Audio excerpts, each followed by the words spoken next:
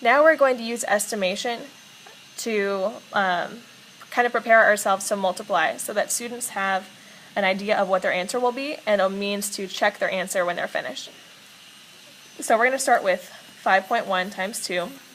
I'm going to round my decimal so that I have a nicer number that I can multiply in my head. So 5.1 rounded to the nearest whole number is 5. I'm going to multiply that by 2, and I get 10.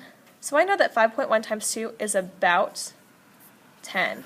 This little squiggly equal sign means about. That's the estimation. So I'm going to predict that my answer is around 10. When I do my actual multiplication, I find out that my answer is 10.2. And I'm looking and noticing that these are very close, so I'm confident that I got the right answer.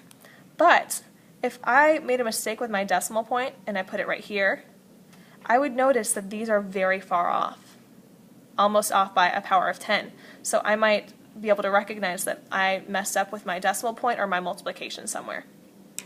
Let's do one more of these. This time I'm going to do 9 times 82 hundredths. Okay. This one might seem a little trickier to estimate, but I'm going to think about my unit form. So this time I'm going to do 9 times 0.8, rounding to the nearest tenth. And I'm going to multiply this and think, okay, 9 times 8 tenths is 72 tenths. And I know that I write 72 tenths like this because the end of my number corresponds with the name of the unit, 72 tenths right here.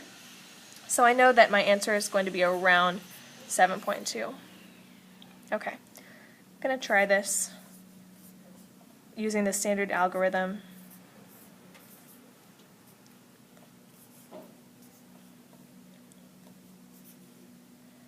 And I end up with 7.38, which is very close to 7.2, so I'm confident that I got the right answer.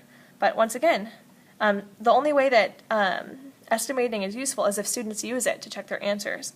So if I ended up with 73.8, and I checked and noticed that that was very far apart, then I would know that I need to go back and count the numbers to the right of the decimal point and know that I would still have that same amount.